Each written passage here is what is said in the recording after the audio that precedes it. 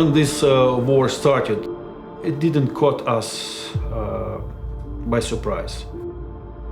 We lived in the Caucasus Mountains of Russia. We had seen the build-up of Russian militaries. We felt it in the Russian media that the government was preparing Russians for war. When it began, and we saw the news, we read the news, for the first 2 weeks we almost didn't sleep because we were torn out of routine.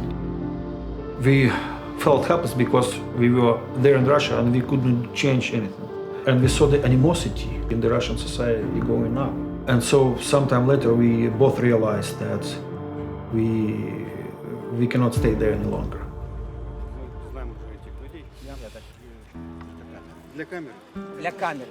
I was born and grew up in Ukraine, which at that time was part of the Soviet Union. I grew up in a non-Christian home, and my first contact with the Bible came when I was in the military. It was 1991, the year when the Soviet Union collapsed. So freedom had arrived. And I found a page from a book, and it had an inscription, John 18, and I started reading it. Well, I immediately realized it was some kind of religious literature because of the name Jesus and some kind of old shaped language. It was the conversation between Jesus and Pilate, and Pilate says, "So you are the king?" And Jesus says, "You say so. I came into the world to testify to the truth." And then I turned the page. Jesus was beaten and crucified. And there was a Christian guy in our military division. I approached him and asked him, who was Jesus? He sometimes went to a church there. He was not allowed. But he said to the commandment that every Sunday I need to go to church. They said, no. He just crossed the fence and went to church. One Sunday, second Sunday, he was punished. But after several months, they kind of reconciled with the fact. And there was a lady, he said, who did youth ministry. And every time he was going back, she would ask him to take a couple of New Testaments with him. It's former Soviet Union. We had Azerbaijani soldiers, Turkmen soldiers, Kazakh soldiers, Chechen soldiers. So, and they were Muslim, of course. So he says one of them, yes, and my friend said, he thought he was destroying it, but he was sewing it around. And it would probably didn't get into my hands if it wasn't for that. If he hadn't ripped it. Yes. And maybe 6 months later, I accepted Christ there and was baptized. In their common language, in their common culture. We got married 1995. 1996, we entered Donetsk Christian University, a missionary training school that was recently established. I was invited to join the faculty of a newly established missionary training school in Russia. So in 2001, we moved to the Caucasus Mountains of Russia.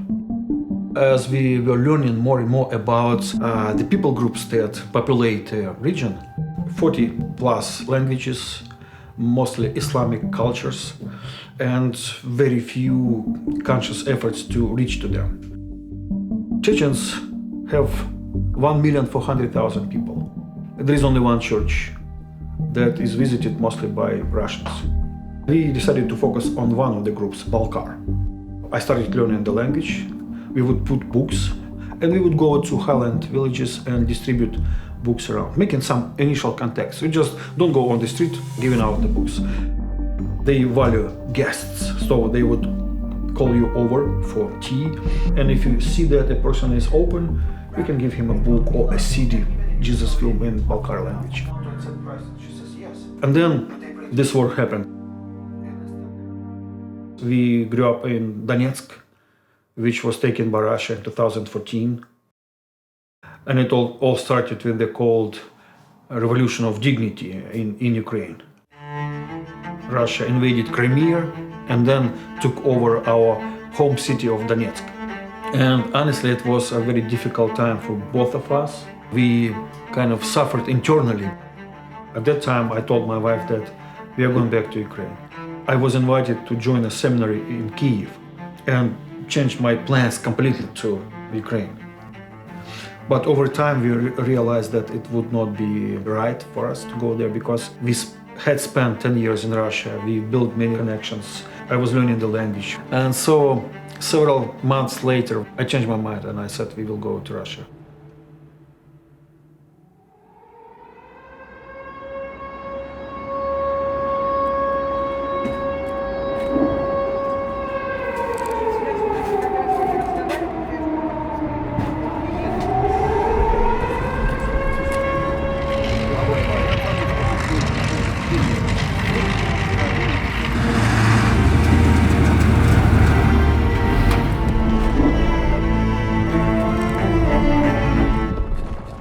When this war happened, I wanted to be with my people. I wanted to help them go as much as I can through what they were going through.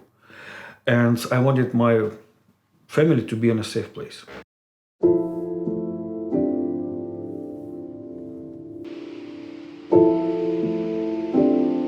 Thanks the Lord, by that time we had valid US visas. So we left from Russia to Turkey.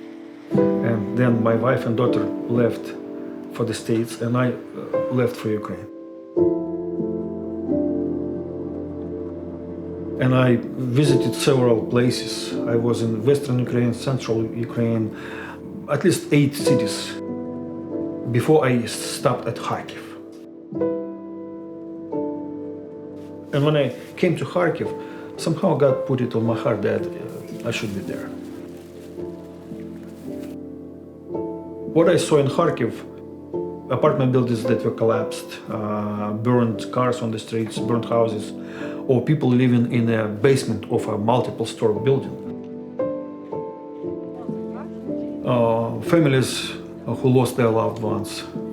A person who lived in that basement, an elderly person, his wife burned in his apartment. A missile hit. He ran out, and basically what was on him was everything that he was able to save. And there was a lot of suffering. I knew almost no one there. I had never lived in Kharkiv before. So I went to the senior presbyter of Baptist Union in the region. And I shared him my idea. It was a general idea. I want to help with relief and church planting. So we prayed together and he suggested a couple of ideas, a couple of potential places to start the relief center. A couple of weeks later we started that relief center. Видите, как вы вчера спросили, сегодня позвонили, да? Да, так что я. The city is only 40 miles to the Russian border. So Russians approached Kharkiv very soon after the beginning of the war. And they almost encircled. It was encircled from 3 sides, basically. But they were not able to take Kharkiv. And what they did, they started shelling it. Most of the shelling hit civilian infrastructure, houses, apartment buildings. So Saltovka is the part of the city where we started the relief center. It's located in one of the parts of the city that suffered most from Russian shelling.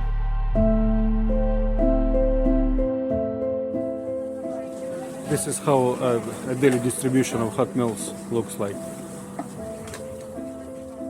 It includes giving hot meals 6 days a week. At least 500 meals are being distributed 6 days a week, except for Sunday. Then we give out 750 food packages a week, 3 times a week.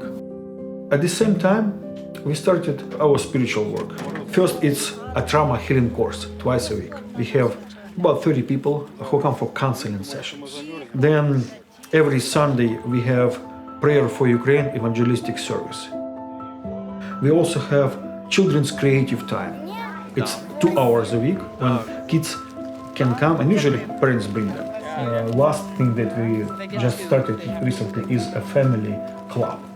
It's basically 2 hours discussing parenting issues. Our passion is to start a church or maybe a network of churches.